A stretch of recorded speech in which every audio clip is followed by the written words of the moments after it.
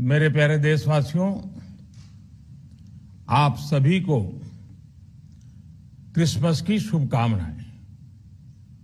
हम इस वर्ष के अंतिम सप्ताह में हैं। 2022 बस आने ही वाला है।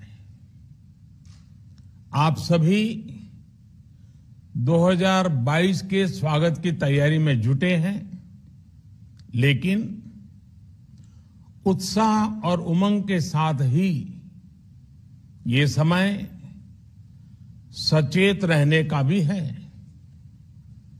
आज दुनिया के कई देशों में कोरोना के नए वेरिएंट ओमिक्रॉन की वजह से संक्रमण बढ़ रहा है।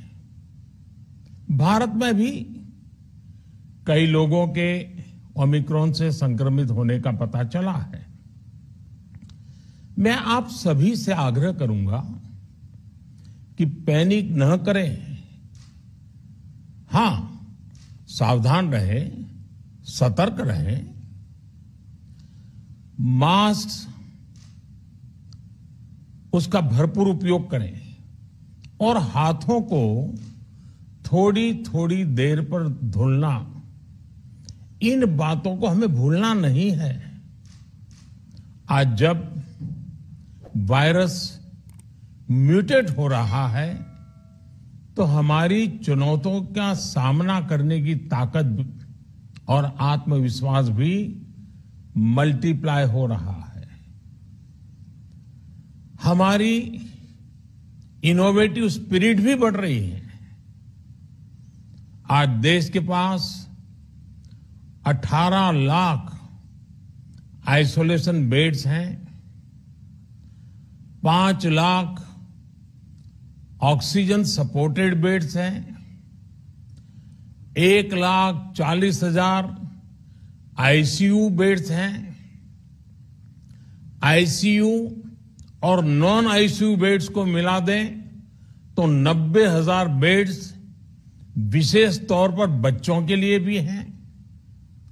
आज देश में 3,000 से ज्यादा पीएसए ऑक्सीजन प्लांट्स काम कर रहे हैं। 4 लाख ऑक्सीजन सिलेंडर्स देश भर में दिए गए हैं। राज्यों को जरूरी दवाओं की बफर डोज तैयार करने में सहायता की जा रही है। उन्हें पर्याप्त टेस्टिंग किट्स भी मुहैया कराई जा रही है। साथियों, कोरोना वैश्विक महामारी से लड़ाई का अब तक का अनुभव यही बताता है कि व्यक्तिगत स्तर पर सभी दिशा निर्देशों का पालन कोरोना से मुकाबले का बहुत बड़ा हथियार है। और दूसरा हथियार है वैक्सीनेशन। हमारे देश ने भी इस बीमारी की गंभीरता को समझते हुए बहुत पहले वैक्सीन निर्माण पर मिशन मोड में काम करना शुरू कर दिया था। वैक्सीन पर रिसर्च के साथ साथ ही approval processes, supply chain, distribution, training, IT support system, certification पर भी हमने निरंतर काम किया। इन तैयारियों का ही नतीजा था कि भारत ने इस साल 16 जनवरी से अपने नागरिकों को वैक्सीन देना शुरू कर दिया था। ये देश के सभी नागरिकों का सामूहिक प्रयास और सामूहिक इच्छा शक्ति है कि आज भारत 141 करोड़ वैक्सीन डोज के अभूतपूर्व और बहुत मुश्किल लक्ष्य को पार कर चुका है। आज भारत की वयस्क जनसंख्या में से 61% से ज्यादा जनसंख्या को वैक्सीन की दोनों डोज लग चुकी हैं। इसी तरह वयस्क जनसंख्या में से लगभग 90% लोगों को वैक्सीन की एक डोज लगाई जा चुकी है।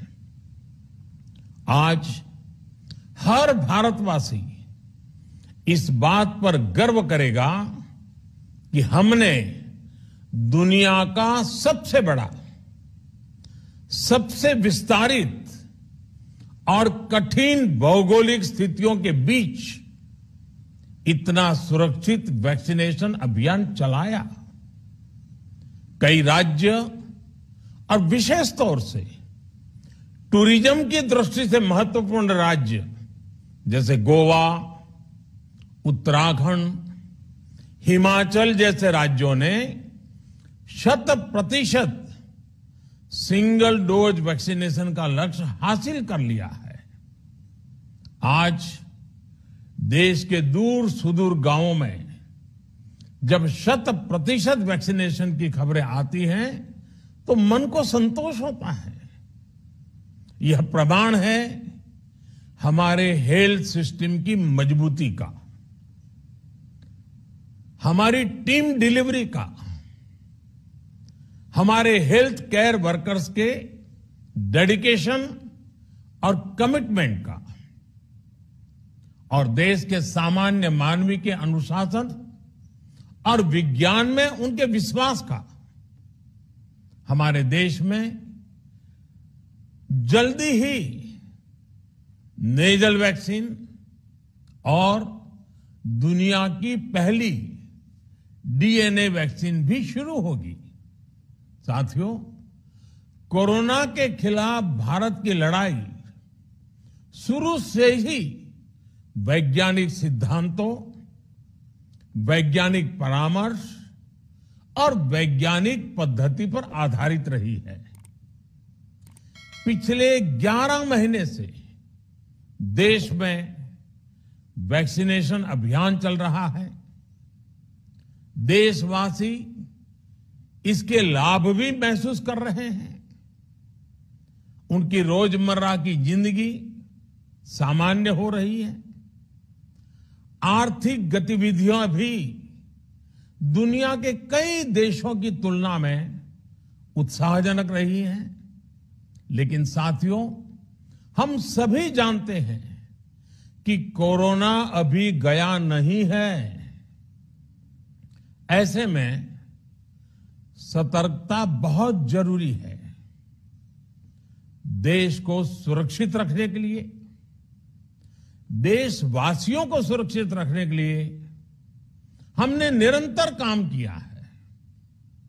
जब वैक्सीनेशन शुरू हुआ तो उसमें भी वैज्ञानिक सुझावों के आधार पर ही ये तय किया गया कि पहली डोज किसे देना शुरू किया जाए, पहली और दूसरी डोज में कितना अंतराल हो, स्वस्थ लोगों को कब वैक्सीन लगे, जिन्हें कोरोना हो चुका है उन्हें कब वैक्सीन लगे, और जो कोमॉर्बिडिटी से ग्रस्त हैं उन्हें कब वैक्सीन लगे। ऐसे निर्णय लगातार किए गए और ये परिस्थितियों को संभालने में काफी मददगार भी साबित हुए हैं। भारत ने अपनी स्थिति परिस्थिति के अनुसार भारत के वैज्ञानिकों के सुझाव पर ही अपने निर्णय लिए हैं। वर्तमान में ओमिक्रॉन की चर्चा जोरों पर चल रही है। विश्व में इसके अनुभव भी अलग अलग है, अनुमान भी अलग अलग है। भारत के वैज्ञानिक भी इस पर पूरी बारीकी से नजर रखे हुए हैं, इस पर काम कर रहे हैं। हमारे वैक्सीनेशन को आज जब 11 महीने पूरे हो चुके हैं तो सारी चीजों का वैज्ञानिकों ने जो अध्ययन किया है और विश्व भर के अनुभवों को देखते हुए आज कुछ निर्णय लिए गए हैं। आज अटल जी का जन्मदिन भी है, क्रिसमस का त्योहार भी है, तो मुझे लगा कि इस निर्णय को आप सबके साथ साझा करना चाहिए। साथियों, 15 साल से 18 साल की आयु के बीच के जो बच्चे हैं, अब उनके लिए देश में वैक्सीनेशन प्रारंभ होगा। 2022 में 3 जनवरी को सोमवार के दिन से इसकी शुरुआत की जाएगी। ये फैसला कोरोना के खिलाफ देश की लड़ाई को तो मजबूत करेगा ही, स्कूल कॉलेजों में जा रहे हमारे बच्चों की और उनके माता पिता की चिंता भी कम करेगा। साथियों, हम सबका अनुभव है कि जो कोरोना वॉरियर्स हैं, हेल्थ केयर और फ्रंटलाइन वर्कर्स हैं, इस लड़ाई में देश को सुरक्षित रखने में उनका बहुत बड़ा योगदान है। वो आज भी कोरोना के मरीजों की सेवा में अपना बहुत समय बिताते हैं। इसलिए प्रिकॉशन की दृष्टि से सरकार ने निर्णय लिया है कि हेल्थ केयर और फ्रंटलाइन वर्कर्स को वैक्सीन की प्रिकॉशन डोज भी प्रारंभ की जाए।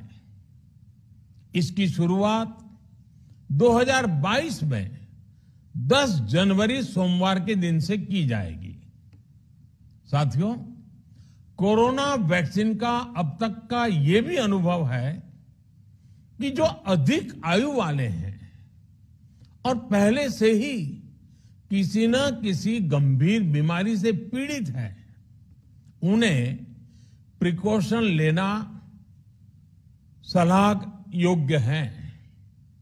इसको ध्यान में रखते हुए 60 वर्ष से ऊपर की आयु के कोमॉर्बिडिटी वाले नागरिकों को उनके डॉक्टर की सलाह पर वैक्सीन की प्रिकॉशन डोज का विकल्प उनके लिए उपलब्ध होगा।